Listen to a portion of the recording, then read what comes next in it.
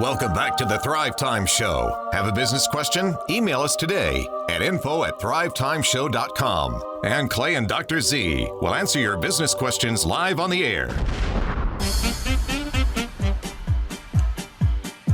All right, Thrive Nation, welcome back to the conversation. It is the Thrive Time Show on your radio. My name is Clay Clark. I'm the former USSBA Entrepreneur of the Year, joined here with Eric Chupp, the business coach, and Marshall Morris, the co-author of the best-selling Amazon bestseller book.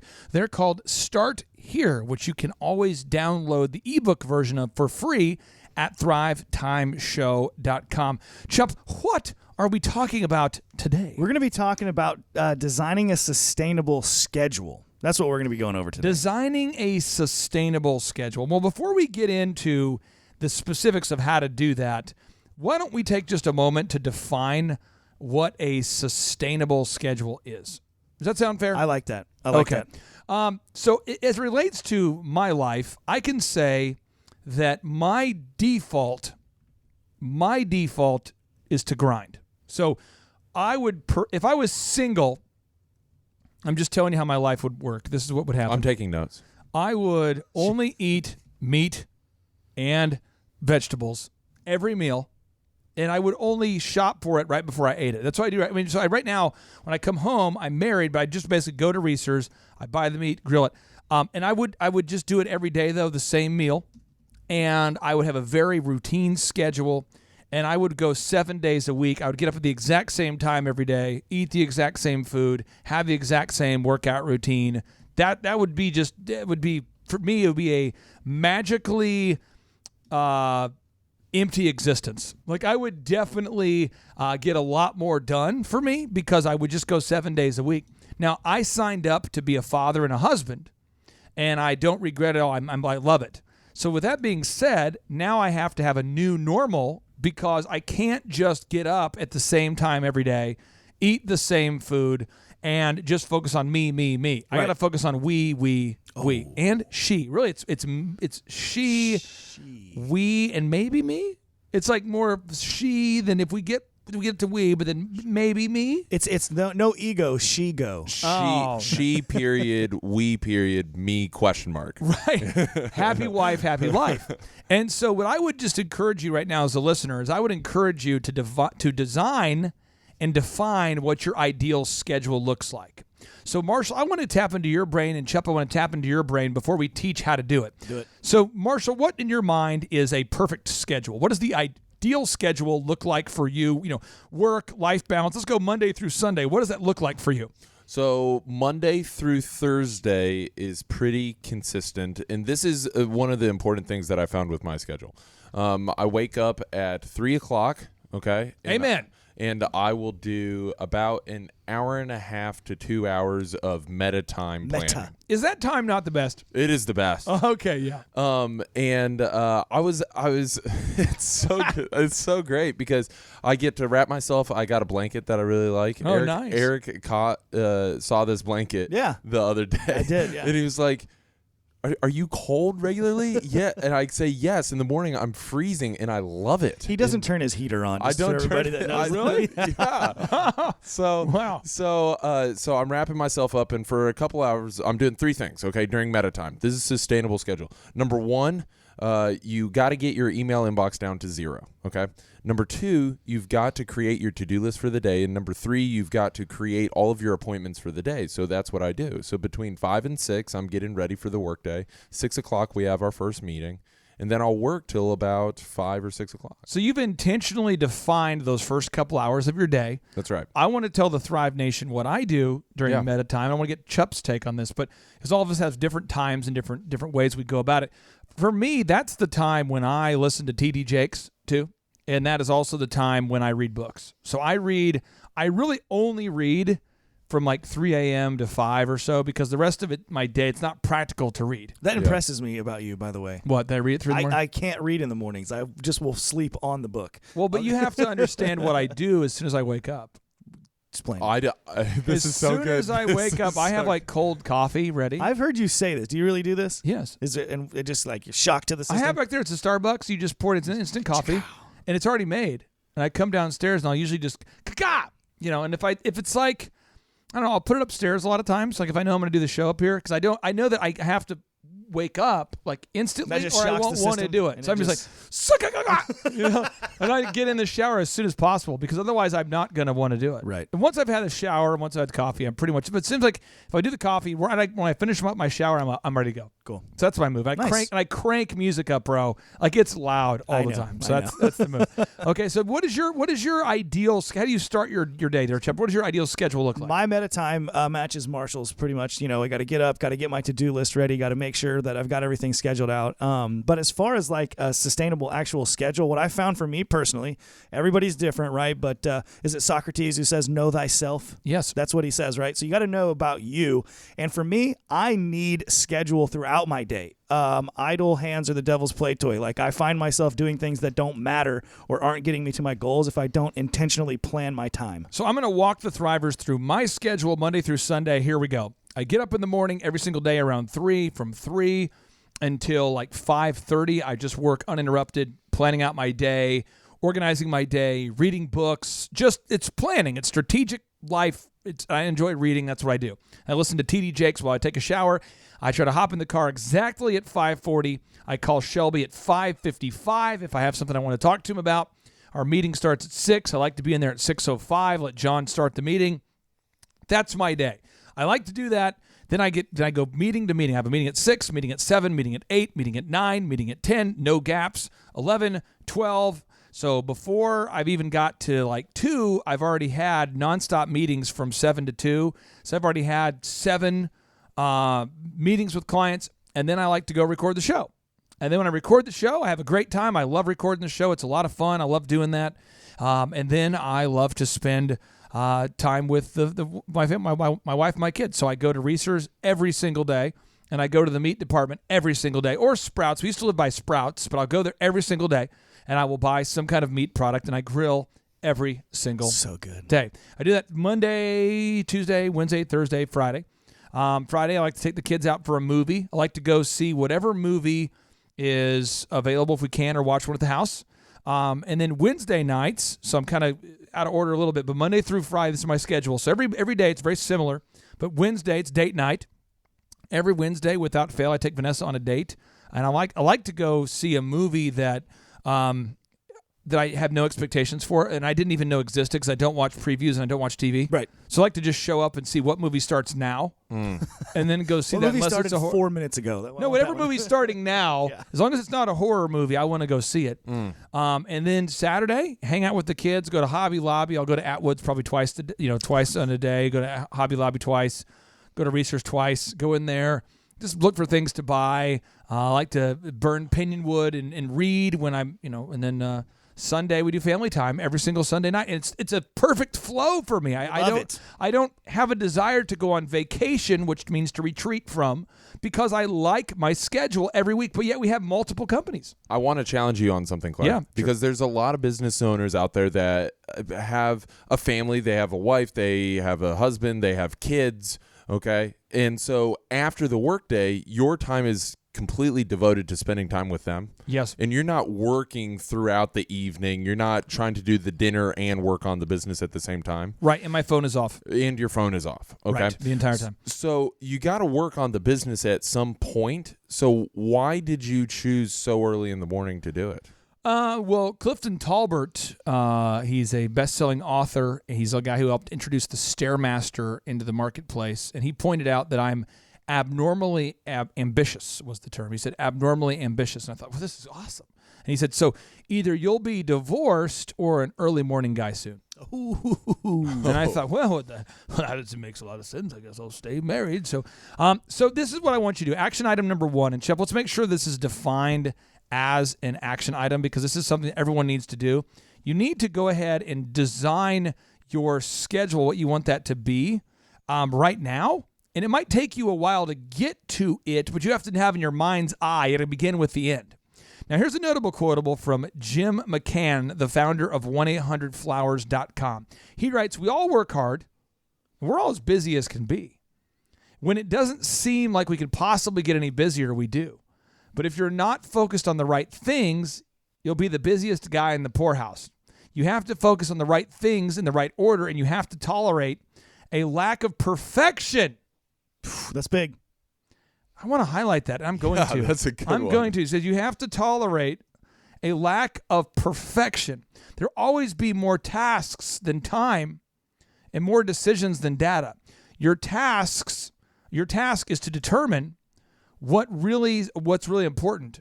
What do you have to do and do well? The challenge is the same whether you're running a startup or a multi-million-dollar company that's been around for 35 years.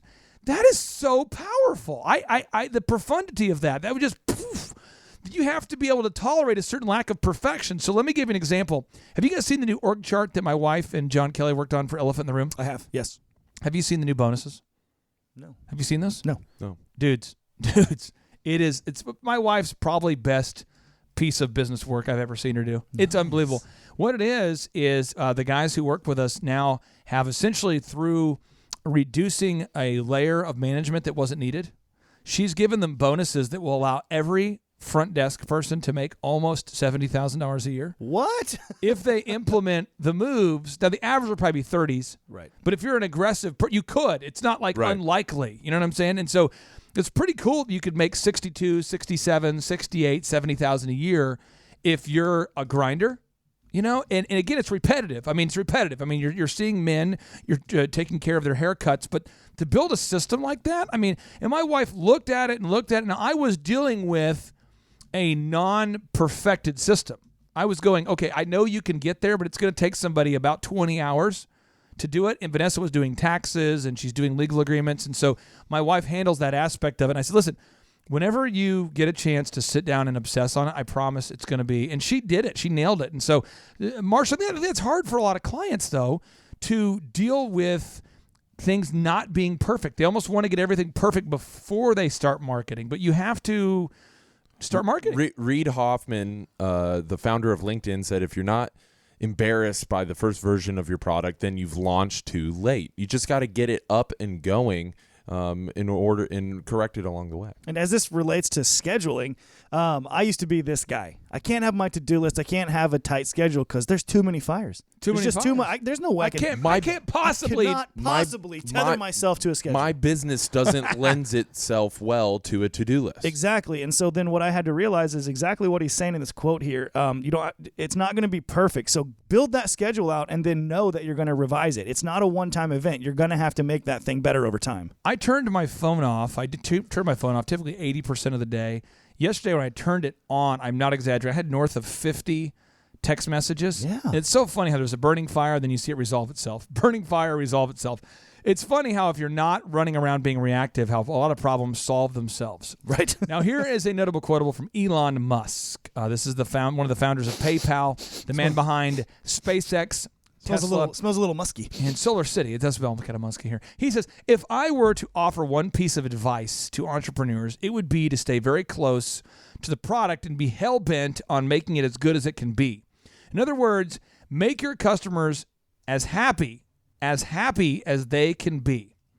Remember he says, you're trying to get them to give you money, and the best way to do that is by giving them a product that they enjoy. So how do you stay that close to the product while also adhering to a sustainable schedule? When we come back, we're going to talk about how to define a schedule that's sustainable and how to adhere to it while also focusing on perfection. Stay tuned.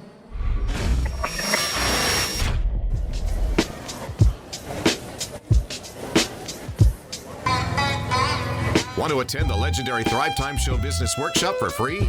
Subscribe on iTunes, leave an objective review, and send us confirmation at info@thrivetimeshow.com to claim your tickets. Want to live in a van down by the river? Come by and see us at our Riverwalk offices, and we'll be able to make your dreams come true. All right, Thrive Nation, welcome back. We're talking about designing a sustainable schedule. We're talking about designing an ideal sustainable schedule. This is big. We're designing how to design an ideal sustainable schedule. I love my schedule right now. I love it. But let me just tell you the psychological problems that I used to have. You know, Marshall, I used to say that Because Elon Musk instructs us, and I'll read it one more time so we can soak it in here. Elon Musk, this is the founder of PayPal and the man behind SpaceX and Tesla and Solar City. He says, if I were to offer one piece of advice, and I was listening to entrepreneurs, it would be to stay very close to the product. And I stayed super close. I never went home. And to be hell-bent on making it as good as it can be. And I was focused on this. In other words, make your customers as happy as they can be. And that's what I did when I ran DJ Connection. That's what I did when I ran Epic Photography. You're trying to give them, you're trying to get them to give you money, and the best way to do that is by giving them a product that they enjoy. I wanted to do that, and so my thought was I'm just going to work every single hour of the day. And so, Marshall, I said the kiss of death for sustainable schedules. I said, my current schedule does not lend itself to a calendar. And you would say, if you could be candid, if I said, Marshall, please be candid with me. Please help me to improve. I'm stuck in the cycle of being always busy. Help me get unstuck. And you said, okay, I will help you. What would you say? I would say, Clay. Yes. I can appreciate that you feel a little overwhelmed. Okay. But out of my willingness and desire to help you on behalf of your wallet, you need to quit out all of this craziness. Because with that mindset, you'll never get to where you want to go. I used to go to every DJ show that I wasn't DJing. That makes sense. Listen, if on the weekends where I wasn't DJing because I wanted to create time freedom, I would go to the other shows and just show up, and I would watch the entire show. And I would come back. Like your DJs or yes. Okay. Gotcha. I would not tell them I'm coming, but I would say I'm not DJing this weekend because Vanessa worked really hard to make it where I could build a system where I wasn't DJing. Sustainable schedule business. Where I no longer DJ. So now I'm going to go to other people's shows. So I drive out to like the Renaissance. Go not DJ. I have the time freedom not to go. And I would just sit there and watch another man DJ for 6 hours and take notes about what they were doing wrong. Nice. And how to make it better. Now, to my credit, I got a lot of really, really good ideas for checklists and systems from watching that. But at a certain point, I should have said, I'm not going to do that Friday, Saturday, and Sunday. But, dude, I did it every day. Well, I think the key to what you're saying is this next notable quotable here by Stephen Covey. He says, the key is not to prioritize what's on your schedule, but to schedule your priorities. Oh, repeat it again. And please make it make sense. It's the too good. The key. Okay, the key. It unlocks things. That's what a key does. Oh. The key is not to... That's not what you just did there. Because you just said a key unlocked something. And, if you have some time after the show, I would like to help you unlock something. Oh. Okay. I'm not sure what that means, but I don't know either. I just a fan. We will find out. Okay, yeah. Okay. The key is not to prioritize what's on your schedule, so what's already dysfunctional. Don't prioritize what's on your schedule, but schedule your priorities. What actually matters? Run these things through the filter of what's best for the business and your schedule. Everything matters the same. But that's not true. Everything is the same. It is, An but it's email not. is the same. It is. A voicemail is the same. Everything matters. Everything's important. If everything is not important, the business will die. I gotta do it right now. Chubb, help somebody. Yeah, you just literally have to. If you have these things that you are determining are priorities, then you got to block out time on your schedule. I have just finished putting together a book, and you can get it from your business coach. They'll help you.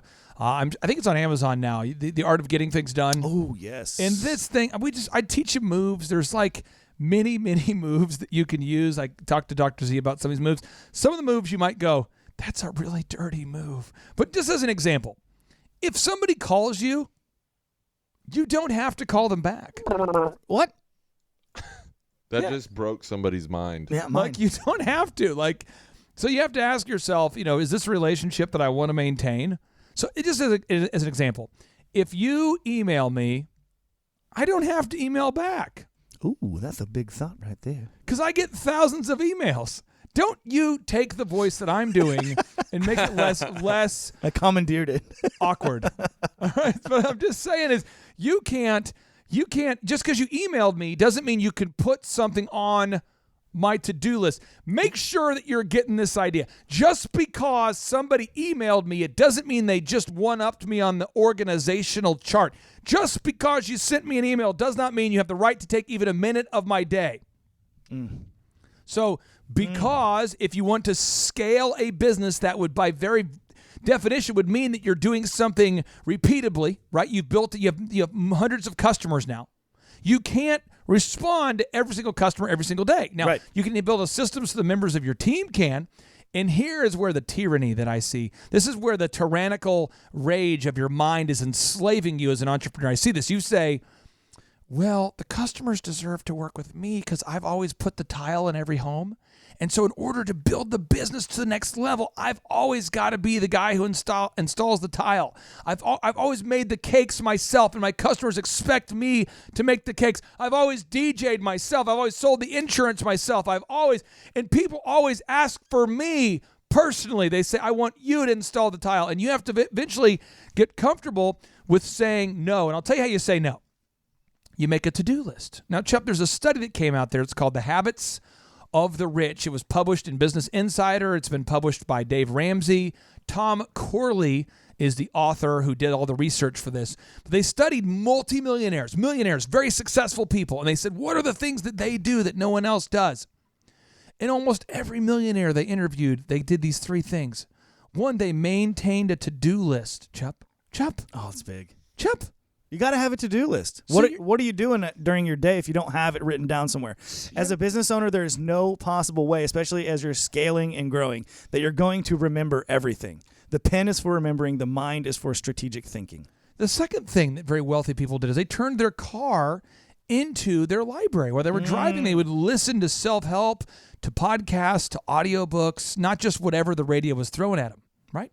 And the third thing they did is they were very important about who they surround. They were very focused on who they surrounded themselves with. They were very determined to spend their time with people that could lift them up, people who were sources of wisdom. They were very intentional about A, making a to-do list, B, listening to audio while driving, and 3, surrounding themselves with people who were as successful or more successful than they were, because you do become the average of the 5 people that you spend your time with the most. And we come back, we're going to talk about the importance of not having idle time. And Chuck, this is where I see a lot of entrepreneurs losing a lot of time. I mean, lot of time here. A lot of time is lost being idle. So I want to do during the break, Marshall, I'd love if you could just stream of consciousness, go through some of the areas where you see former clients, current clients, where they have told you, man, I used to waste a ton of time on these areas, and I want to list them all out because I think a lot of people are wasting time on things that they don't realize are time wasters. They maybe think they're being productive, but they're in fact massive time wasters. If you ever struggled to live a ideal schedule, you want to stay tuned as we break down some of the biggest time wasters that we've seen as business coaches. Stay tuned.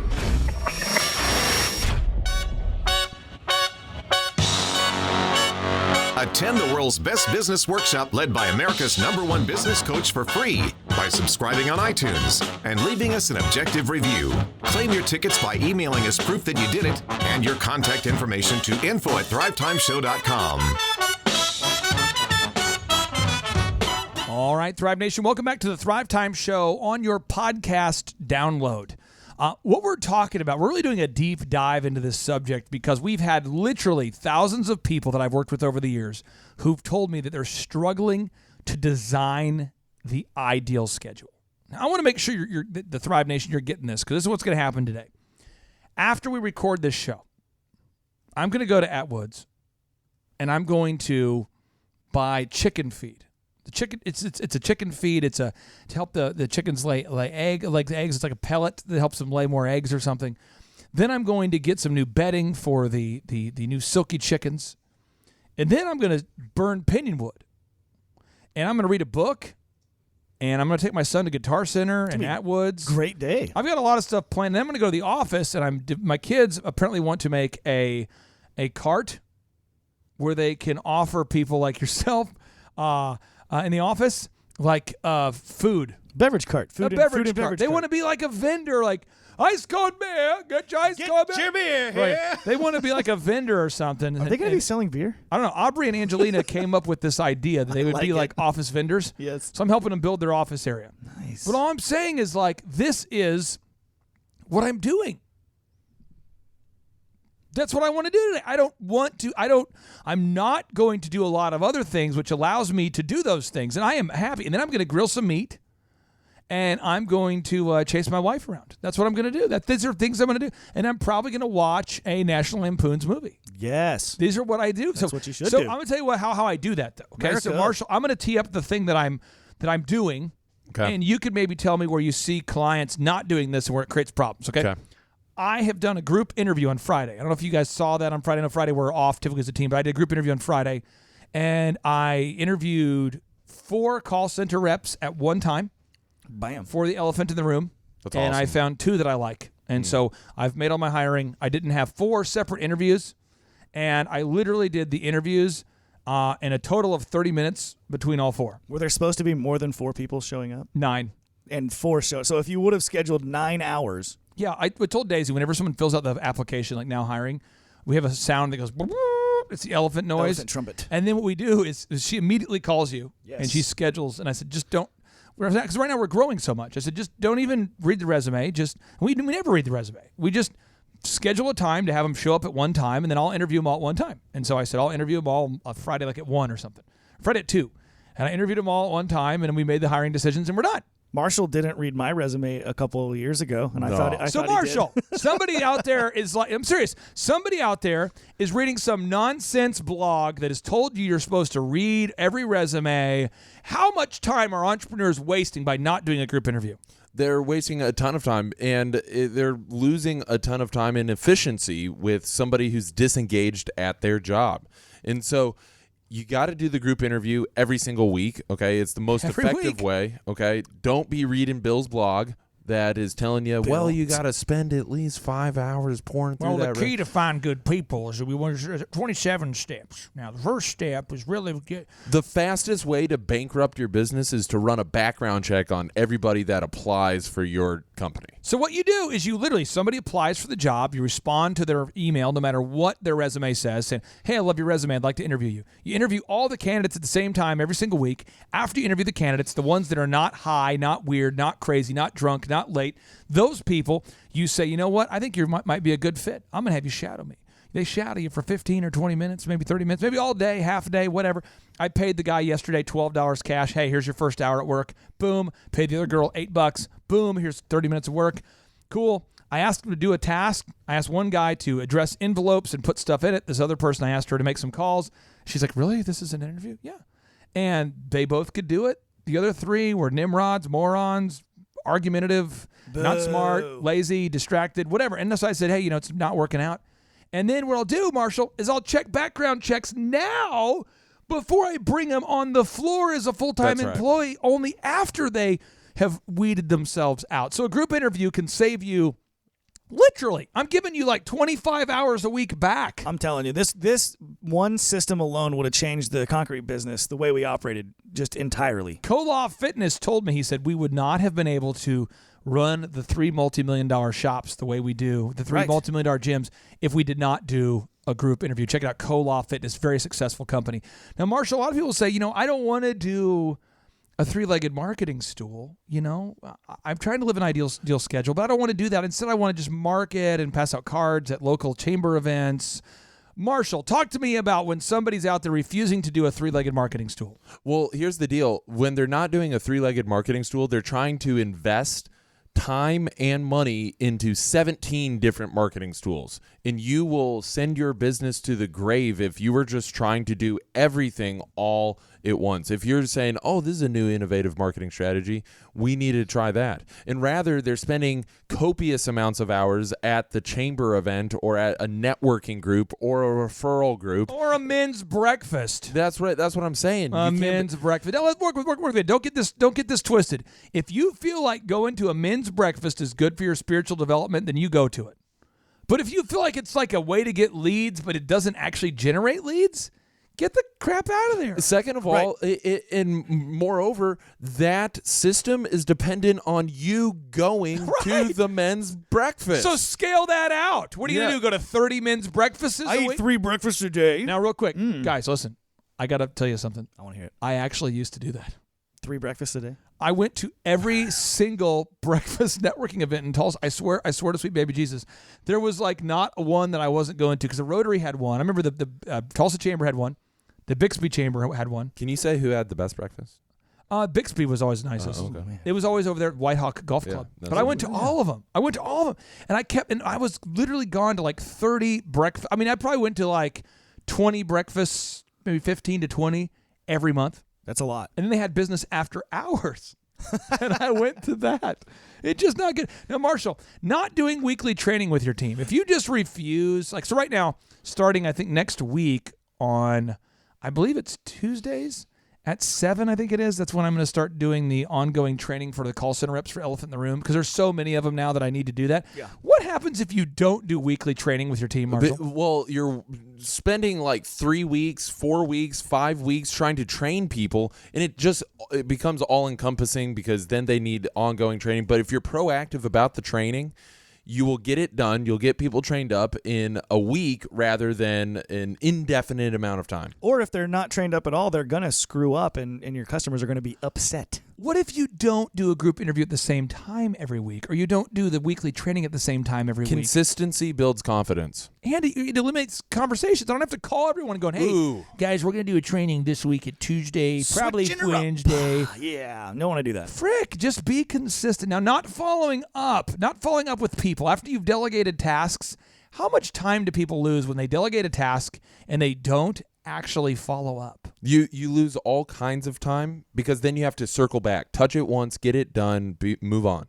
Now, group messages, Marshall, just group messaging about everything. How does that waste time? Just all of your friends, they'll send you group messages. You'll be added on that. Just turn it off, delete it, do whatever you have to do. When we come back, we're going to wage war on mindless work-related social media. Mindless work-related social media. It's the Thrive Time Show on your podcast download. We're teaching you how to build the ideal sustainable schedule. The key words here are ideal sustainable schedule. Stay tuned.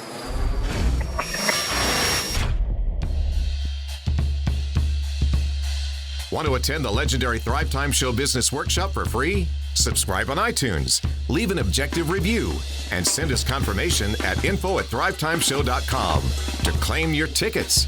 Want to live in a van down by the river? Come by and see us at our Riverwalk offices, and we'll be able to make your dreams come true. All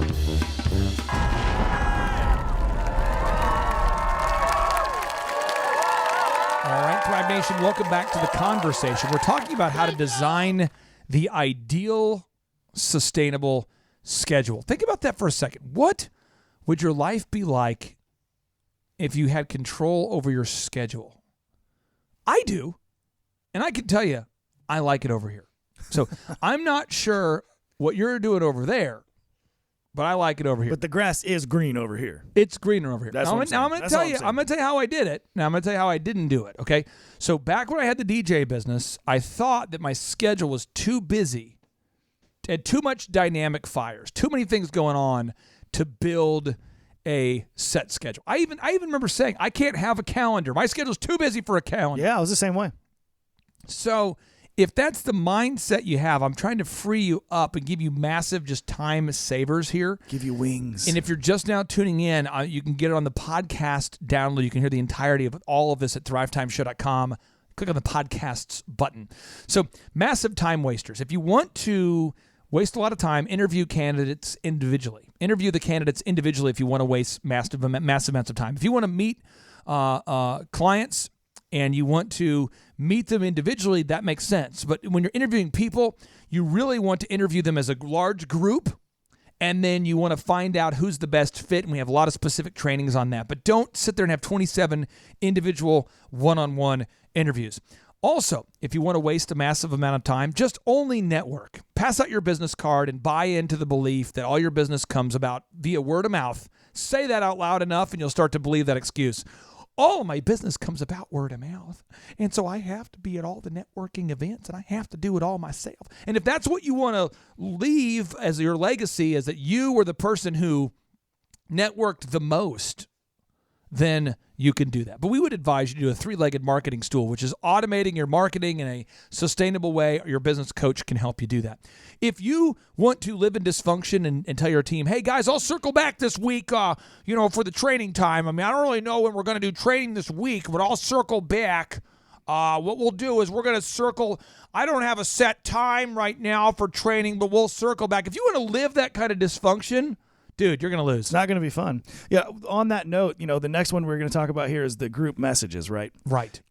I see sometimes there's business owners out there that they try to bypass following up by using some technology to group message their team. Like a mass email where you CC everyone in your organization to follow up on everything. Right. Or some, scheduling builder thing where everybody has this forum they can get on and type in like, nobody's going to get on there. Nobody is going to learn from you. They're going to read it as you're attacking them. It's going to be a terrible situation. So stop doing Slack, that tool Slack. It's funny that's what it's called. I've seen Slack create some serious slackers. Exactly. It's ridiculous. They'll email, they'll send some. The idea of it's so stupid, but it's like, hey, when that video, what font do you want? And then the other person that just responded to you, now they're like a manager, and they're going, I want this font. But now they got distracted from what they were doing. Right. And then you write back, thanks for that. And they go, thank you. And they write, hey, do you see that Chuck Norris joke? And they go back and forth. It is ridiculously Meanwhile, you could just turn around and just ask them, what font do you want to use? Unbelievable. Now, social media. I want to make sure someone's getting this idea, understand this. Social media. It's been so many blogs out there talking about how you got to be relevant on it. So I'm going to go onto the elephant in the room social media right now, and I'm going to read to you Don't do it. the things that I'm missing out on here. So, Chup, as I pull this up, explain to the listeners where you see people wasting tons of time on social media. Well, everybody has this idea that you're going to get business. You're going to make money from just social media. Now, you can advertise. You can have targeted advertisements on certain social media platforms that can help you make money. But if you're just trying to have this awesome, updated social media feed and your Twitter and Instagram is just the coolest thing ever, nobody really cares. You can have a ton of followers, but if nobody's buying from you, what's the point? So here's what's going on at Elephant in the Room on our social media. We have a guy who wrote, Frank is the man. I went in not sure about what style to choose for my haircut, and Frank was very helpful. Well, go Frank. And I appreciate that. Austin writes, Janet did an excellent job. I wouldn't trust any other establishment with my hair. Ooh. David, Jess writes, David is the best. He should get a bonus. It's pretty funny. Anthony writes, this is a great place. Thank you, David. You are awesome. As you're going through these, Neil writes, Elf in the Room is awesome. Thank you. Nice. Shad writes, Elf in the Room is awesome. Thank you. Anna writes, this place is amazing. You just go through this and you're going to realize that this is what people are doing. They're writing positive things about the company. There's also negative reviews that go up there from time to time. And I could spend my entire day writing, you're right, thank you, I appreciate it. And I do appreciate them. Right. And I do make announcements as needed on social media. Now, here's the thing, though. Instead of going there and reading all of the social media posts that everybody's posted, if you're going to spend time doing that, use a tool like Lucky Orange to analyze your website traffic. Right. You know what I mean? If you're going to use that time, do it doing something that's actually going to help grow or systemize your business. And I respond to all the social media at one time, which keeps me sane. I don't do it every day. I don't even allow the social media apps on my phone. Yes. Now, the next thing is watching any show. I see a lot of business owners that come home at like 5:36, and maybe they have a family dinner. If they don't, you should, because it's good for your family. But let's say you don't. That's okay. I'm not beating you up over that. But what you do is you say, I'm just going to unwind. It's got to settle down for me. So I'm going to watch something. So you turn on the TV and you click on a show and you watch about 7 minutes of a show. And then you say, this show's not very good. I mean, this is like the end. I've already seen this CSI. I've already seen this one. Yeah. I'm flipping to Netflix. So you go to Netflix and you're like, almost you feel like, oh my gosh, I got to get caught up. They made a whole new season of House of Cards. When did that happen? I thought the show was canceled. It is canceled, but I missed the last 2 seasons. I need to get caught up. Better binge. And then you're like, well, HBO Game of Thrones, I mean, that I never saw the last 2, and you almost feel bad that you've missed an episode of a show. I'm telling you, you should feel bad that you're missing an episode of your life called a day. Nice. You're wasting an entire day just drifting around watching shows. And according to the New Yorker, we'll put the stat on the show notes. If you look this up here, there's a study done by Nielsen that was reported in the New York Post, I believe, but we'll put the link to it. Shows the average American is watching TV 5.2 hours per day. And I want to put the stat on here, Chuck, that it says the average American is spending over 2 hours a day on social media. So, Marshall, how do you get anything done if you're watching 5 hours of TV a day and listening to 2 hours of social media feedback? You don't get anything done. And here's the easiest thing. Just stop doing it. There is no strategy. There is no like tips for success. Just stop doing it. Just like call like right now during the break, you call up DirecTV, you call up your cable company, Yes. you cancel it. Just cancel that. it. Just cancel it altogether.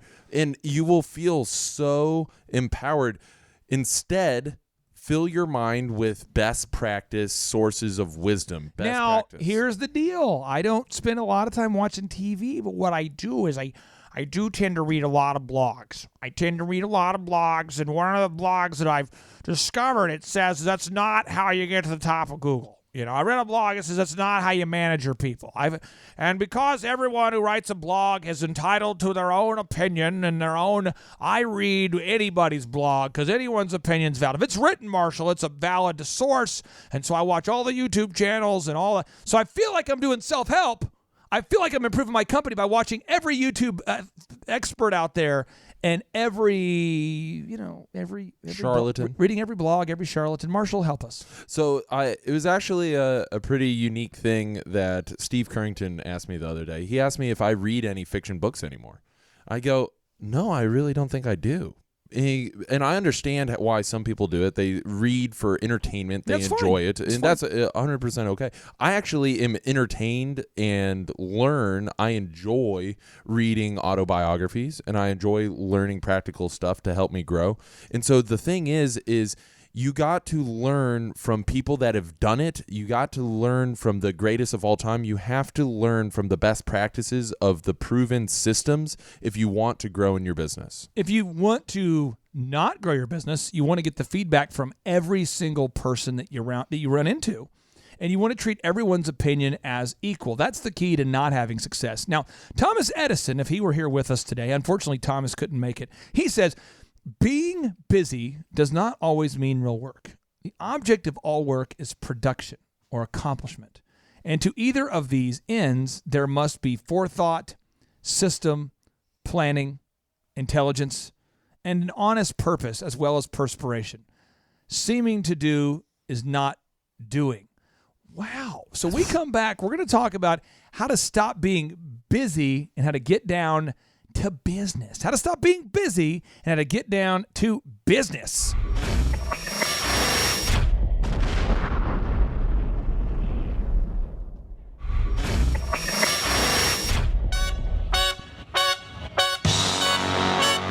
Attend the world's best business workshop led by America's #1 business coach for free by subscribing on iTunes and leaving us an objective review. Claim your tickets by emailing us proof that you did it and your contact information to info@thrivetimeshow.com. All right, Thrive Nation, welcome back to our conversation about how to design the ideal sustainable schedule, how to live the ideal sustainable schedule. Designing it's one thing. I think everybody's read a self-help book at one point where you've read the book.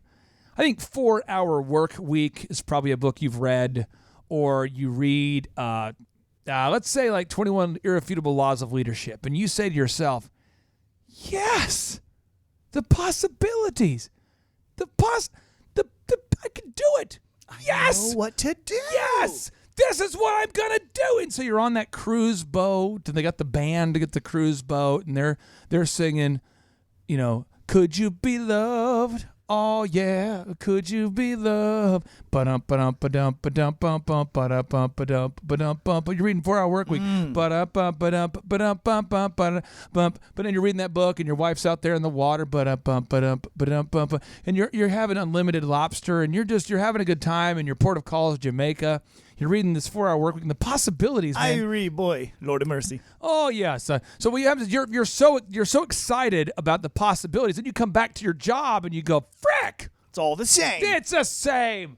And I think a lot of business owners live for vacation Now, I want to put this on the show notes so everyone can get this because I am very passionate about this. I say this a lot, but maybe I don't put it on the show notes enough because eventually this will happen. Eventually you will get it. The word vocation, all right? The word vocation, that word means your calling. That's what that word means, vocation. It means your calling. The original Latin word meant your calling, all right? Vocatio, your calling. That's what it means, okay? Now, vacation, what does it mean to vacation? Vacation means to retreat from. It's like you're escaping from. And so you want to build a sustainable schedule so that you never want to retreat from your schedule. I mean, I love my schedule. I honestly feel like every day is kind of like a vacation. I got to be honest with you guys. I actually get so fired up to come to work on Monday, and I get so fired up to hang out with my kids on Friday and Saturday and Sunday, and I love Wednesday because it's a date night. Woo!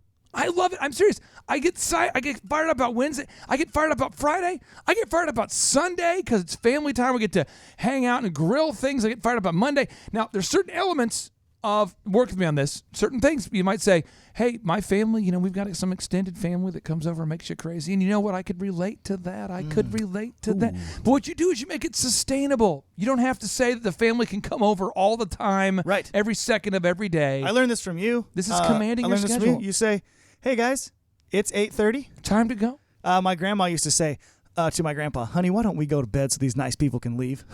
There we go. That's the move. That's the move. Yeah. That's right. So what you want to do is you've got to create a sustainable schedule. Now, one of the keys to doing that is you want to have a daily staff huddle. A daily staff huddle. Marshall, why do you want to have a daily staff huddle if your aim is to build a sustainable schedule in the workplace and not just reactionary trainings whenever the need arises?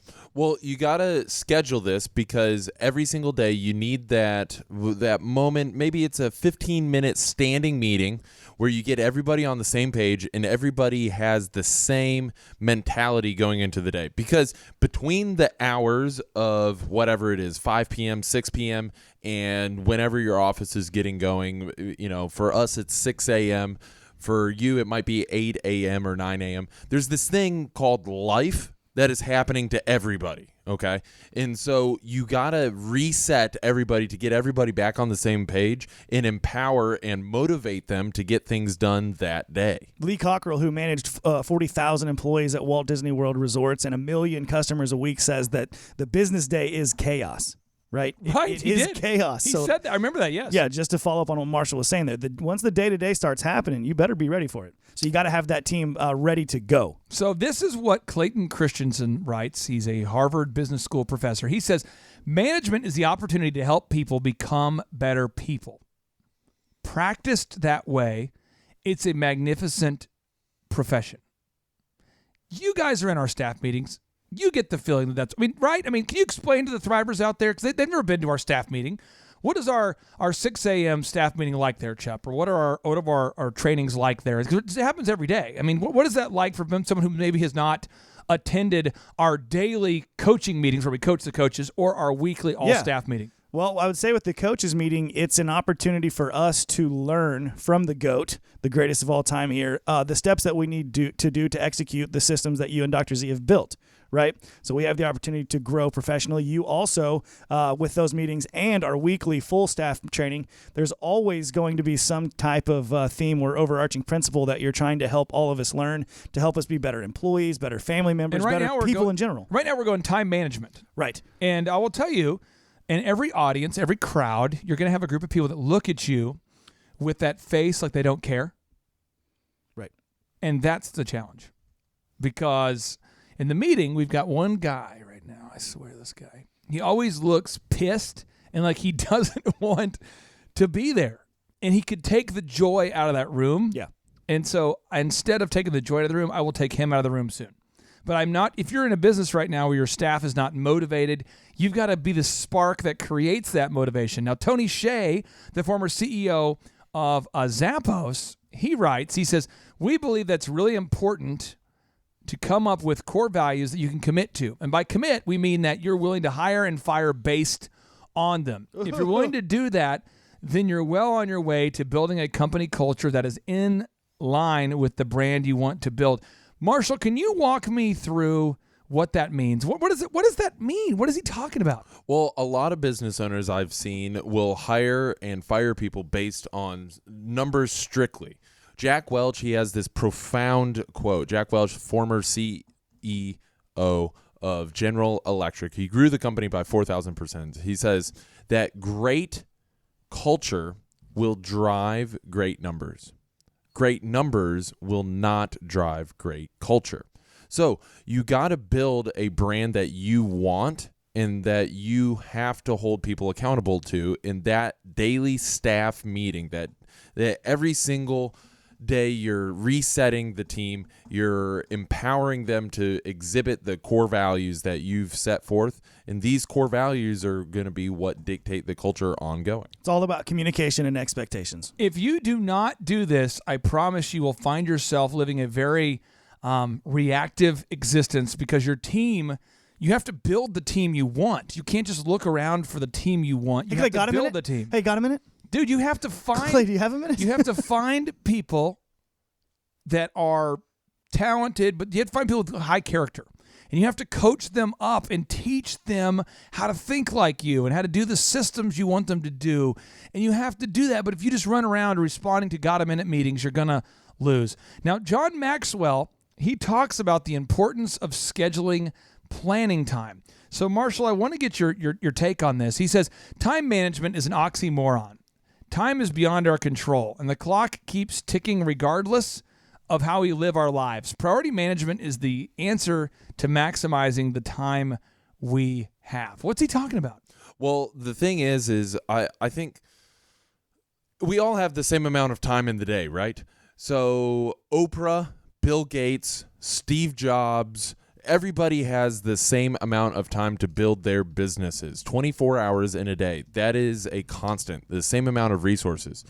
But it's how you spend those resources. So what John Maxwell is talking about is, I get it. You are very busy. You have family issues that come up. You have friendships that need your time to be invested in. But when you decide to deal with that burning fire issue and neglect your business for working on that issue, that means you're placing the priority of that friendship or that family situation, whether it's necessary or unnecessary, you're placing that above your business. Right. And when you make that decision over 1 month, 1 year, 5 years, 10 years, that's how you end up getting to a place where you're like, I haven't grown my business in 10 years. And one thing I see to pile on that is that you got to realize that by definition, not everything can be a priority, right? If everything's on the same level, then nothing. Oh, come on now. That's pretty deep right there. It is. I mean, if everything's on the same level, then nothing is an actual priority. Then you're never going to accomplish your goals, because how do you aim? What do you aim at to shoot? Everything's a target. You're going to spray and pray? How are you going to do this? So what you have to do when it's all said and done is you have to break down all of your goals in your life into this F6 area. You want to make goals for your faith, for your family, for your finances, for your fitness, for your friendship, and your fun. But you got to make daily goals, and you put those daily goals on the schedule, and then they happen. But you've got to make daily goals for those areas. And so we're going to start with faith. Now, I know we have listeners who listen to the show that have all different faiths, but what you have to make time for it. So if you do believe in a certain faith, then you have to block out time to build that faith or to invest in that religious pursuit. I'm a Judeo-Christian. I do believe that Jesus Christ is the only way to have eternal life, and to actually the Judeo-Christian principles, if implemented on the planet Earth, produce a much more fulfilling life. But if you don't believe that, that's fine. But Joel Osteen, the one of America's #1 televangelists, he's a best-selling author. He writes, "When you focus on being a blessing, God makes sure that you are always blessed in abundance." And maybe you believe that and maybe you don't. But if you're going to go out there and really, live a life of faith, you got to put it on your schedule. What time of the day are you going to read the Bible?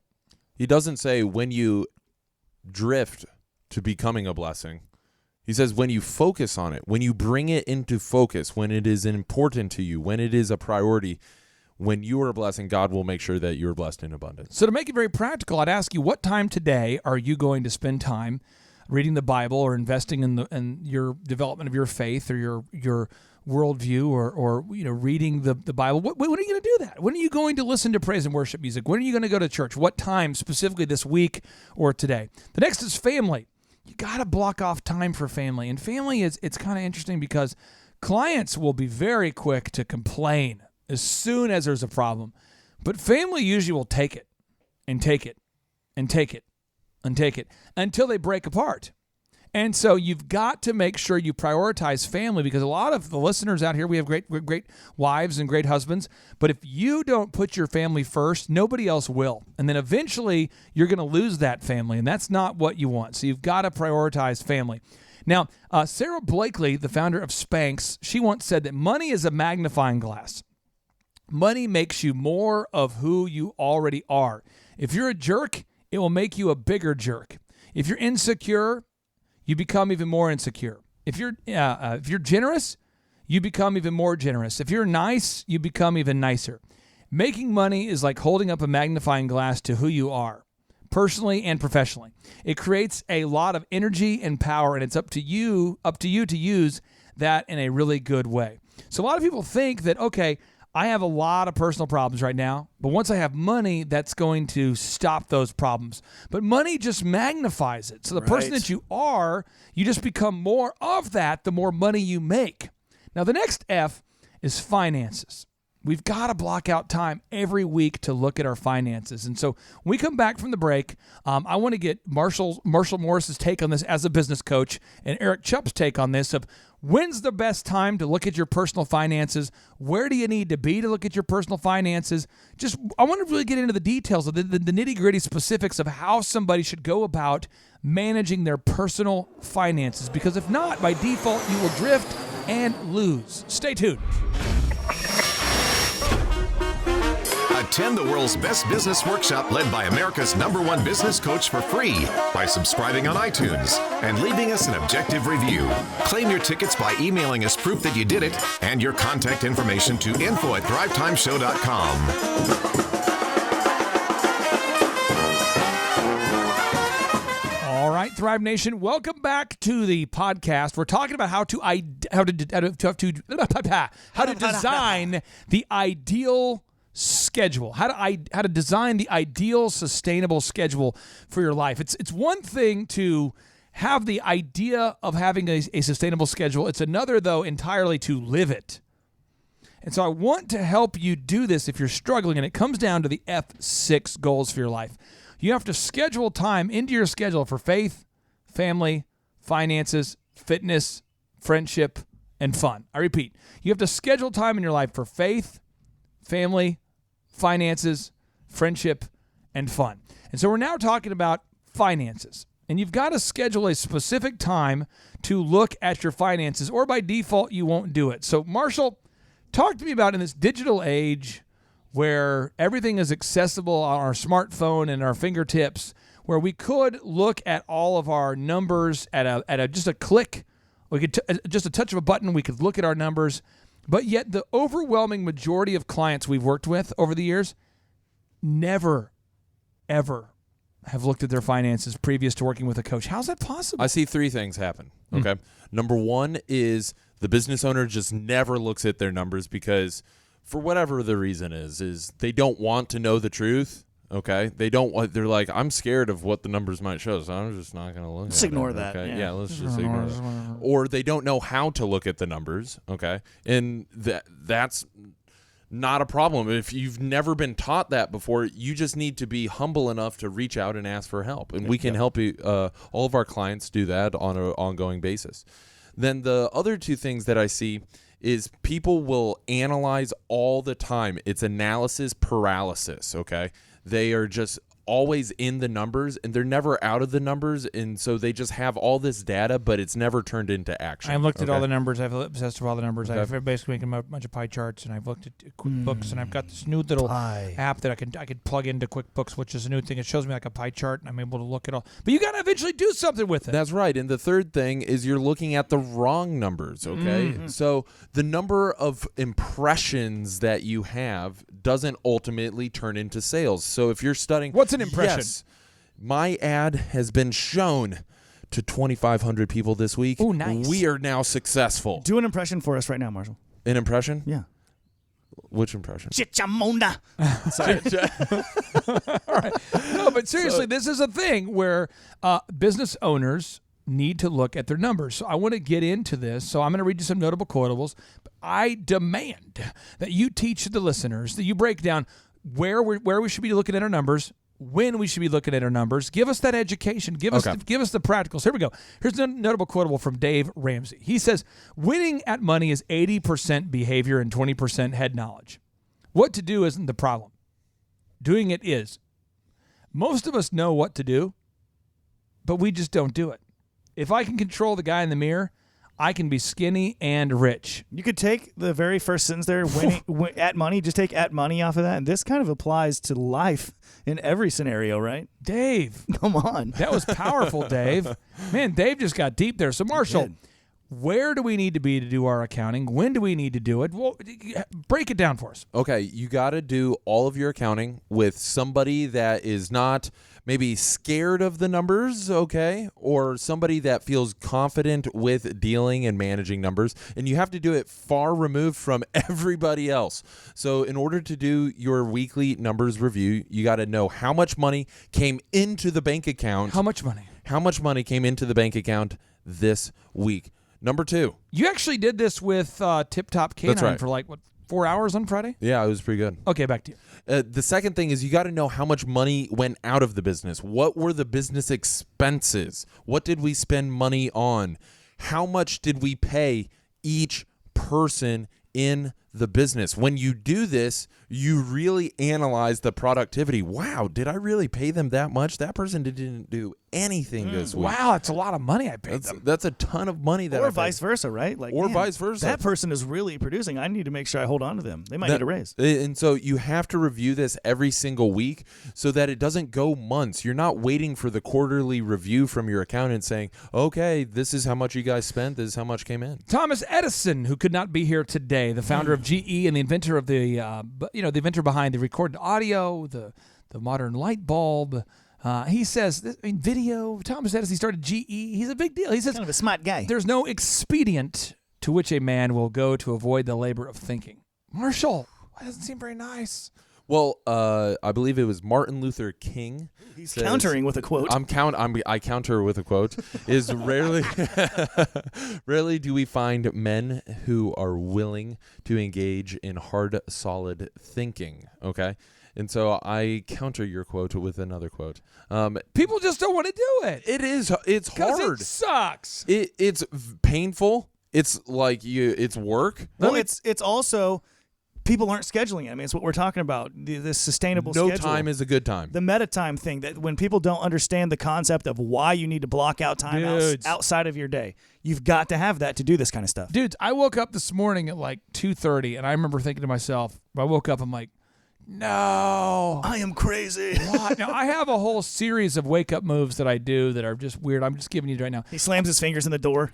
I will set my alarm at 2:30, but I'll put it far enough away where I Yeah. can't just touch it off as a knee-jerk reaction. You roll on the floor. all And the then way I over get there. up, and as soon as I'm up, I'm like, coffee, bam, because I've got to get up right away. You do the cold coffee, right? Yeah, It's we- sitting Cold there waiting coffee. for you. Yes, I just make it ahead of time. I'm just saying, I don't want to get up that early.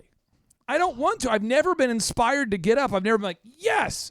Leaping out of bed. Then once I get up, take a shower, now all of a sudden I want to do some things.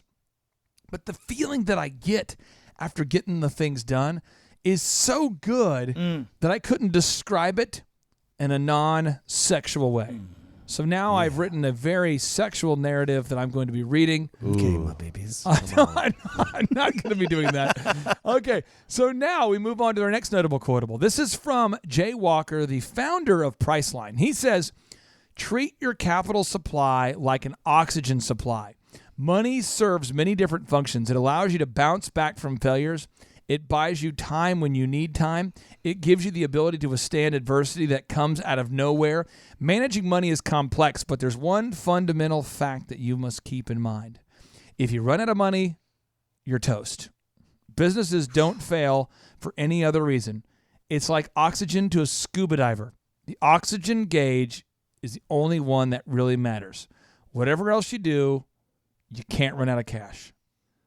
Wow. Come on, Jay Walker. That's profound. But I'm only going to review my cash level every 3 months. Wouldn't it be ironic if he got a ticket for jaywalking? That would be ironic. Dave Ramsey piles on with a notable quotable. He says, you must gain control over your money or the lack of it will forever control you. Again, Dave Ramsey, best-selling author, he says, you must gain control over your money or the lack of it will control you. When we come back, we're going to talk about scheduling time for friendships. And I'd like to get your guys' take on this. But again, it's about designing an ideal and sustainable schedule, not a schedule that is not sustainable. Stay tuned. It's the Thrive Time Show on your radio and podcast. Download.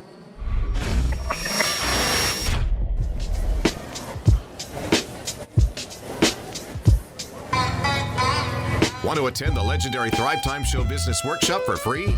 Subscribe on iTunes, leave an objective review, and send us confirmation at info@thrivetimeshow.com to claim your tickets.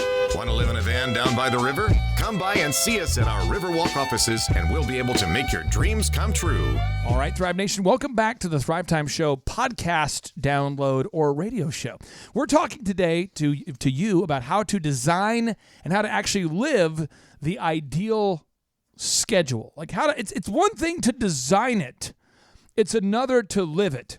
And my biggest issue that I've had with building my ideal lifestyle, my biggest problem that I've had is this next one. This is the one that has probably been the worst and hardest part for me about getting to the life that I love. I really do love my schedule right now, and that is friendship. And I have determined, now I want to give you, first off, I won't tell you my conclusion until I've told you what's happened. So I remember when I started DJ Connection, I hired guys I knew from college. One of those guys was so appreciative because he's waiting tables making like $10 an hour, $13 an hour after tips. And he's making like $300 a night DJing, $200 a night DJing. He told me, thank you so much. He invited me to be in his wedding. He said all the right things. And then he skipped a wedding. He did not show up at a wedding. So a bride booked a DJ with my company and he did not show up. And he told me that he was getting it on with a girl and that event later produced a child. And that's how he told me. He was like, but at the time he told me there was a car accident and this and that. But he was literally engaged in a sexual interaction with a girl at the time of someone else's wedding. I thought, well, that was weird. That's the first time that kind of thing happened to me. Then I had another employee who maxed out one of my cards buying gas. And I thought, okay, that's second time. Weird. Well, then as I kept growing the businesses, I discovered a U.S. Chamber statistic that said 75% of employees steal from the workplace. And I thought, that can't be true. That's got to be so negative. There's just no way. And so as I started scaling our companies and hiring more people, I've had every possible level of deviancy occur. I've had people steal equipment. I've had people lie. And I had one person that didn't file their taxes for 3 years. And then they try to come back and say it was my fault. And I've dealt with that. I've dealt with stealing. I've dealt with people in the office having affairs. You know how weird that is when you come to the workplace and somebody's having an affair with another member of the office team? Yeah, that's not good. If you have a team of like 40 people and 2 people on your team are having an affair with each other and you know about it, but maybe the husband or wife doesn't. I've had people download crazy stuff on their work computers. I've had people take cash, a lot of cash. I've had people take customers. take customers. I've had people start companies that directly compete with me. I've had people all over the place who've done these things to me. I watch them do that. And then I've hired a Rama guy. He was a Rama guy. I thought, man, this guy will be great. He's a Rama guy. And then that Rama guy started a competitive company, stole a bunch of customers. I've had employees email each other things that are so crazy you couldn't even speak about it on the radio. Mutineers. I've had so many terrible things happen, and they keep happening over time, that I got to a place where I thought I don't want any friends at all, because it's easier for me to not have friends. It's just easier. It's easier for my heart to not have them. But this is what has set me free, and hopefully this is helpful for you guys there. This is the deal. These are just things and it was my observations, Chip, and I'm going to put them in the show notes so you guys can think about it. Okay. 1, I realized that God created hell. 2, I realized that God created heaven.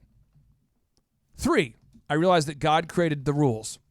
4, I realized that God is the judge. So I'll repeat. God created hell. God created heaven. God created the rules. God is the judge. So if somebody screws me, I now have to let God just do what he wants to do. But as far as friendships, for me, I only have friendships with people if I share their values. If I share their values, then I'll have a friendship. If I do not share their values, I'm not going to be a friend based upon just geography, or based upon the fact that I just work with them, or based upon the fact that I just know them. I really only have friendships with people that I share the same values with them. And so that is where I want, because I know if you're listening to this show and you are a self-employed person, you have been screwed.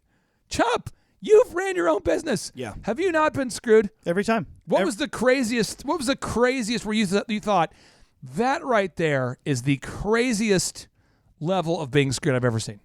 The one that comes to mind right now would be we had, my mom, Nancy, she did all of the books, and she was meticulous. The guys would have money bags for fuel and equipment and whatever, and she balanced to the penny every single week.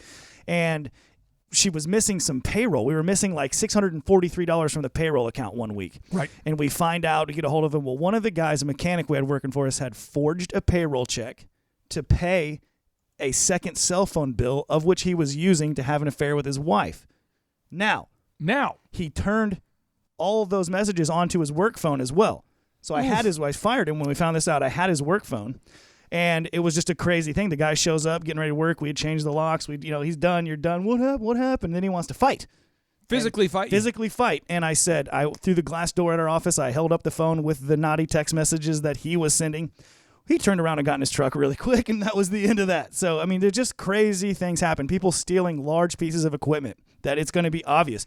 Yes, we know that you had our backhoe for 3 days over the weekend. So I'm saying this to you, the listener. I want to give you a Bible verse that you can hopefully put your faith in. It's Matthew 5:10, and it says, I want to make sure that I don't paraphrase it, Chup. So if we can find the verse from Matthew 5:10 and pull that up, I want you to read it because I think it's profound. Because if you're a business owner, I promise you're going to be screwed more per capita than anybody else in the world. And if you're not careful, you're going to become a hateful person. All right, so you've got to be very careful. What does Matthew 5:10 say? It says, "Blessed are those who are persecuted because of their righteousness, for theirs is the kingdom of heaven." So righteous. I think about righteous. I think of one guy who's on the show today. I mean this sincerely.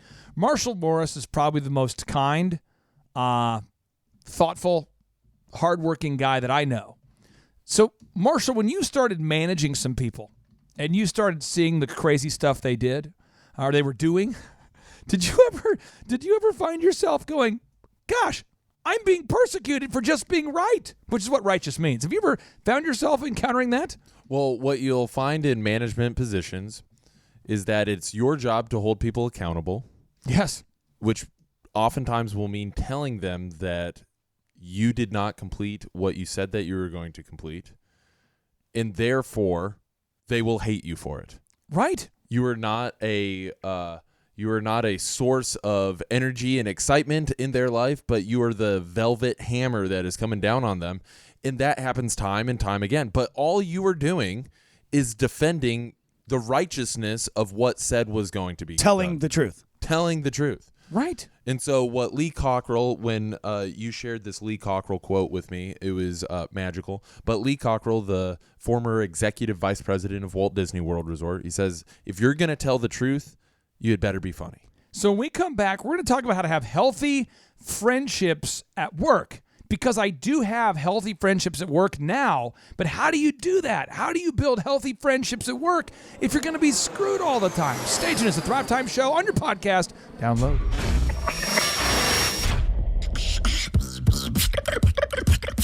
Attend the world's best business workshop led by America's #1 business coach for free by subscribing on iTunes and leaving us an objective review. Claim your tickets by emailing us proof that you did it and your contact information to info@thrivetimeshow.com. All right, Thrive Nation, welcome back to the podcast or if you're listening on the radio show, the Thrive Time Show on your radio. My name is Clay Clark. I'm the former USSBA Entrepreneur of the Year, the founder of DJConnection.com, the founder of EpicPhotography.com, the founder of Elephant in the Room, EITRLounge.com, the founder of MakeYourLifeEpic.com, the founder of many things, the founder of five Kids. Why do I tell you this? Because that's where it gets real. You have business, you have family, it all ties in together. And this is I'm trying to teach you how to design the ideal and sustainable schedule. And we talk about the F6 life and setting goals for each area of your life, of your faith, your family, your finances, your friendship, your fitness, and your fun. And friendship is one where if you're in business, you're going to be screwed a lot. So this is what's going to happen by default. You're going to put your armor up and no longer ever let somebody in because it's too painful to be screwed a lot. And I've done that. So this is where and I stuttered as a kid, like a lot. So like when you deal with like being abused and you deal with, so you want to put up those guards. But I'm hoping this is helping somebody. If you've ever been abused or you have if you're a business owner, I know you've been abused and you're going through these things, what you want to do, and Chup, I want to make sure you put this on the show notes. You want to align yourself with people whose values you share.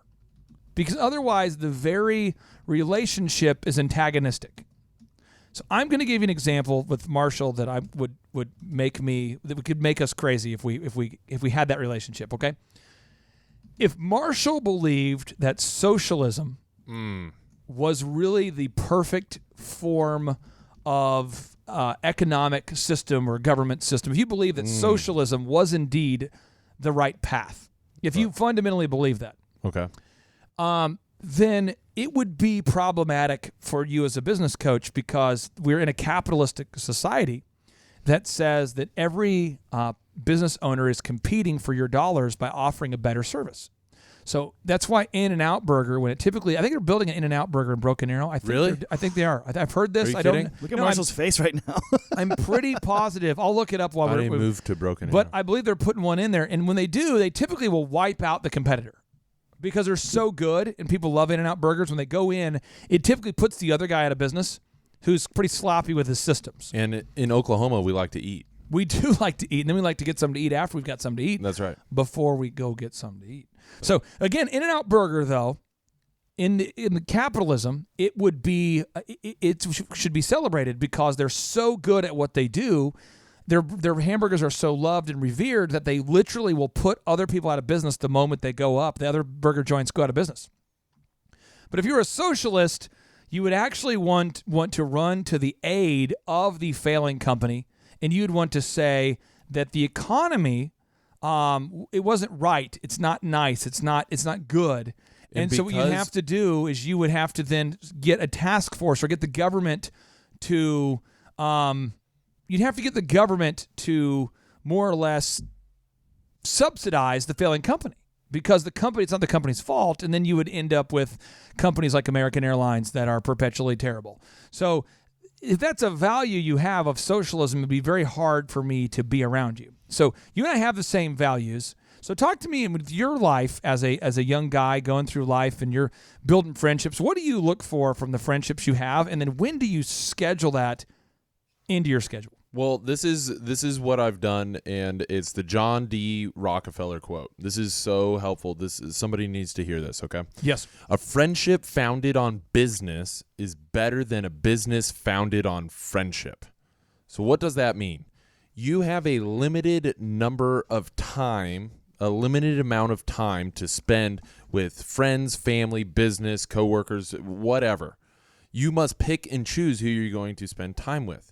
And so what I have done is I have allowed myself to work in a business where I enjoy spending time with those that showcase their core values through their work ethic. Yes. And because of that, I have grown a smaller group of friends than a large group of friends of people that I may have realized that, hey, that's kind of shady. I don't want to spend time And with that's you. why, though, like I really spend time. I enjoy spending time with Chup. Hopefully, the listeners, you get that. Why I enjoy spending time with him and spending time with you, Marshall, and you guys, because you have a hard work ethic, and that's what we have in common. So as we grow the companies, my job as the owner or founder guy, and you'll see that over time, and I think you've seen that with different things, but is to push out authority, responsibility, and to share in the fruits of the businesses with other people as you grow.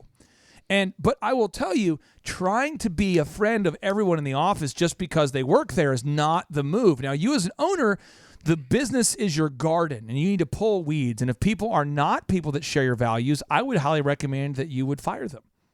Oh, that's mean. I would fire them. I would fire people that don't share your values. I would fire friends that don't share your values. Yes. Yes. Furthermore, I wouldn't have friends that don't have. You're right. Fire the friends that don't have your values. I would do that. And so, but the friends you have that share your values, you have to schedule time into your schedule to spend time with your friends. If people who are not your friends are occupying your calendar, you will not be happy no matter how much money you have, no matter where you are. If you are on a beach and you got a margarita in your hand, and they got the world's best band, but you are spending your time working on your tan, hanging out with somebody you don't like, you won't like it. It won't be paradise. So you have to make sure you block out time to spend time with real friends. Also, block out time to become a real friend, right? Oh. Be there for people when they need you. Now, fun. You got to schedule time to have fun. Walt Disney once wrote, he says, it's kind of fun to do the impossible. So for him, it was fun building businesses. For me, that's how it is. It's fun building a business. I'd rather go build a business with somebody than to go bowling. Because I enjoy that. It's what I into. I'd rather go build a business with you than to go on vacation. I'd rather build a business with you than to go on a cruise. I'd rather build a business with you than to watch a movie because I enjoy doing that. You want to know what's a little secret time saver? What's that? If you can combine some of these. So I legitimately do have fun with my friends and my family. What? So I can schedule that. That is part of my fun. I don't need a lot more than that on fun because I really do enjoy. I have really good family members. Right. And my circle of friends, like Marshall said, I've intentionally made it smaller so that I can have deeper relationships with them. Now, Dale Carnegie once wrote, people rarely succeed unless they have fun in what they're doing. Again, best-selling author of How to Win Friends and Influence People. He's telling you, people rarely win unless they like what they're doing. So you need to get to a place where you really do like what you're doing. And the final area of designing an ideal and sustainable schedule for your life is Jim Rohn, who recently passed away in the last few years here. Jim Rohn has said here, he says, he's a best-selling author. He was a legendary sales trainer. If you haven't read his material, it's great. It's Jim Rohn, R-O-H-N. He says, take care of your body. It's the only place you have to live. It's kind of deep. Lee Cockrell, he shares in this philosophy. Okay. Yes. And that's why Lee is going still at like 6 a.m. to go work out because he goes, well, I built massive success, and if I died tomorrow, then I'm not going to be able to enjoy it. So I had better take care of my body. I got one more business guru quote. This is a guy named John Mayer, Clay, and he says, your body is a wonderland. Oh, thank you. Thank you. I wrote that for you. Your body is a wonderland. By the way, does John Mayer always sing like that? Your body is a wonderland. I wouldn't say always. He goes more blues. A lot of people don't know about the blues Your body side. is a wonderland. Oh, my head. Do. Yeah. Why it's good does stuff. why does he always sound all whispery like that? It creeps me out. He's a whisperer, man. I don't appreciate it. I don't like it. You should listen to more of his blues. Yeah. Okay. John Mayer Trio. That's what you're looking for. Jim Rohn died in 2009. So he died 2009. He's born in 1930. Somebody who's good at math. Let's do the math. That would be 79 years old, right? So again, I just would encourage you guys to live the life you have. You only have one life, so you might as well just absolutely live your best life now. Now, on our next show, our next podcast and radio show, we're going to be teaching you how to dominate trade shows. And trade shows they're complex. And so we're going to be having 8 separate podcasts breaking down every aspect of a trade show. How to dominate a trade show, how to find the best trade show for your industry, understanding the goal of the trade show, making a trade show checklist. I mean, what do you even need to bring to a trade show? We're going to talk about training your team for the trade show. We're going to be saying the word trade show a lot. We're going to be talking about the 30 items that you need to have in your trade show booth. We're going to be talking about there's no shortcuts to having success at the trade show because you have to invest 8 hours in training your team how to be successful. We're going to teach you how to do all the things needed so that when you go to a trade show, you are effective and you're able to make copious amounts of cash as a result of selling products and services to people that solve problems that they actually have. My name's Clay Clark. I'm a business coach. If you've yet to go to thrivetimeshow.com and to book your tickets for our next in-person workshop, I would encourage you to do so. And we always want to end the show with a 3 and a 2 and a 1. So here we go. 3, 2, 1, boom.